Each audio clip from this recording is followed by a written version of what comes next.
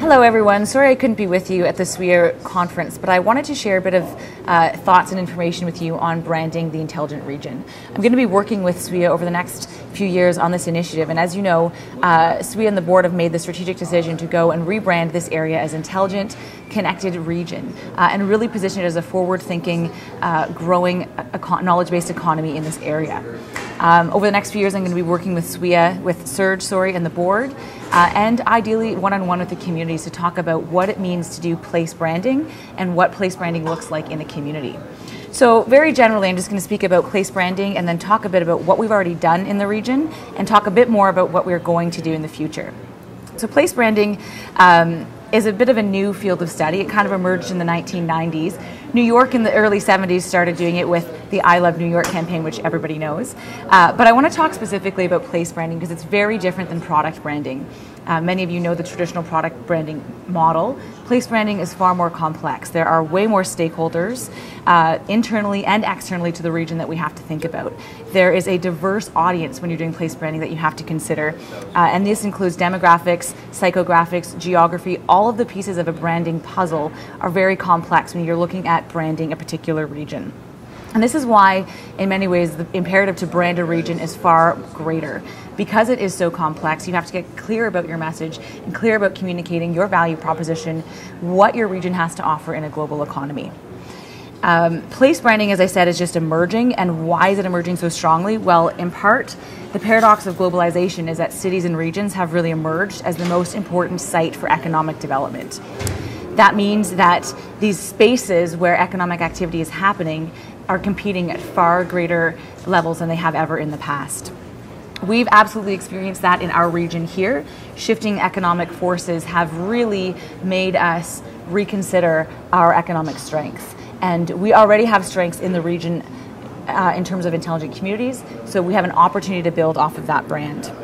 And traditionally, we have looked at assets like location, supply chain, and talent and technology. And those messaging are shifting, and that's why we're shifting with the branding process. Essentially, though, what we're going to talk about is that the imperative to do place branding, the argument, is essentially economic. You need place branding to attract trade, attract tourism, and attract talent. And so we want to look at how we can compete globally within the Southwestern Ontario region. The economic argument I've looked at and I've argued and made this sort of case from a 3T model that I call, and I've discussed it in terms of nation branding, but ideally you have talent, trade, and tourism all contributing to economic growth. In many cases, those three areas, talent, trade, and tourism, have had three distinct and separate branding campaigns, which is somewhat effective, but the net impact, when you can bring that messaging together under one strong umbrella branding messaging, is far greater for the economic impact of a region, of a nation, of a city. That's really what we're going to look at when we build the brand for SWEA. When we build the intelligent community, the rural intelligence idea, is what we're going to do is create a message that will be able to resonate with trade, with talent, and with tourism. And that will enable economic impact to be far greater for this region. And if you look at great place brands and you really deconstruct them, and we don't have enough time to get through a couple of examples here, but if you really deconstructed somewhere like New York, this sort of irreverent belief in their brand that absolutely anything is possible in that city, which is really what built that city. So it appeals to talent, it appeals to tourism, and it certainly appeals to trade and industry. So we want to get to that point in the SWEA region where we have that umbrella narrative that we can communicate and tell that story globally. So that sounds really great. Developing that big umbrella brand can be a bit daunting, but really we've already started that in the region. And how do we get there? How have we already started? Is by telling our story. Branding a place brand is really just a narrative about who you are and what your value proposition is. And that narrative has to appeal to those three audiences that I mentioned, the trade, talent, and tourism audiences. So we're going to look at the evolving story in the SWEA region. We're going to use that evolution of our region's economic history to reposition and talk about the intelligent region here. We're going to understand what we are already saying about our region. what we as economic developers, what we as community leaders, how we are already talking about and positioning our communities when we go into international markets, in domestic markets, and even local markets. Most importantly, through this process, we want to understand what other people are saying about our region. We want to understand the narratives that are being told by other people on our behalf. That will be the foundation for talking about this brand, for articulating what we are doing in the region. We've already started this narrative, and that's sort of the good news for the region, is that we are already intelligent. As many of you know, 3 out of Canada's 4 ranked intelligent cities or smart cities are in the SWEA region: Windsor, Stratford, and Kitchener-Waterloo. So we already have a very solid foundation, or you can call it proof, that we are actually intelligent. And one thing that I worked with SWEA the past month is to tell a story about the intelligent region. Supported by Cisco Canada, the Canadian Digital Media Network, Wholesome Canada, Libro Financial Group, and the University of Waterloo Stratford campus, myself and 3 professionals took a train across Canada to advocate for infrastructure that connects our economy. So we took the train because the train was really the first platform to connect our nation. The railroad confirmed Confederation. It served as the first platform for trade, for economic development, moving goods and services across the country, even into international markets. And now we're advocating that there's a new platform for connectivity. There is a platform which is fiber, which is information, moving data and ideas to market, which is really something that SWEA has begun the transition. And I had an opportunity to speak with Serge Lavoie when we came through London on the train. We spent an extra few days in southwestern Ontario. So we came Halifax, Toronto, Kitchener, Stratford, London, back to Toronto, and then all the way to Vancouver. And on the way from east to west, we talked with cities like Hansport, with Fredericton, again, Stratford, KW, London, and through the West Coast on the Intelligent Regions movement. What we learned was remarkable, that it's mostly small and mid-sized cities leading the charge in terms of the intelligent transition. These small and mid-sized cities are grabbing onto the technology and using it to transition their economies, and especially in the SWEA region. So we had an opportunity to talk with Serge. I'm going to show that video right now.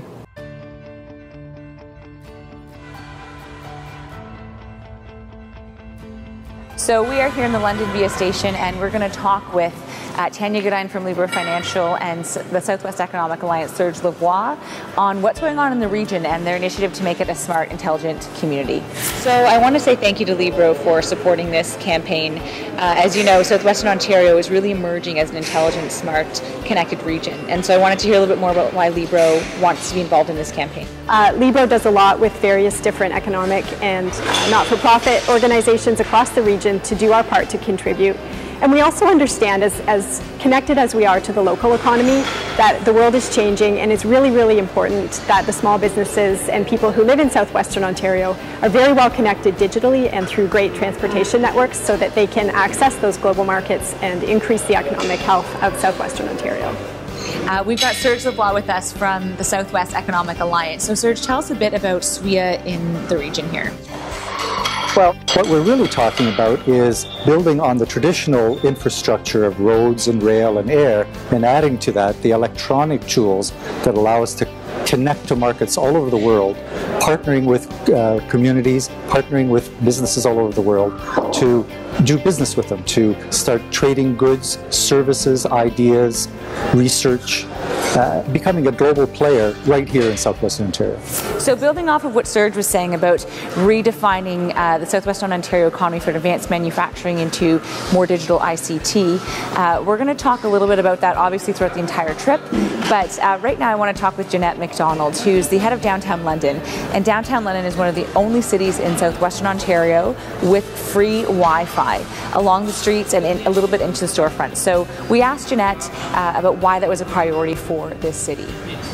Well, we invested in Wi-Fi in the downtown because we saw the importance of investing in the digital infrastructure to attract the people that we want to inhabit in our downtown.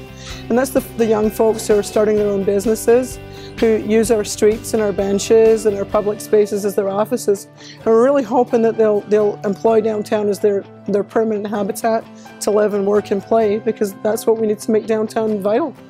So that wraps up the story of Southwestern Ontario and some of the great work being done in this region to build the infrastructure, both physically and digitally, to build a strong local economy in this region. Next, we are boarding the train to Vancouver, so we will talk to you in Toronto.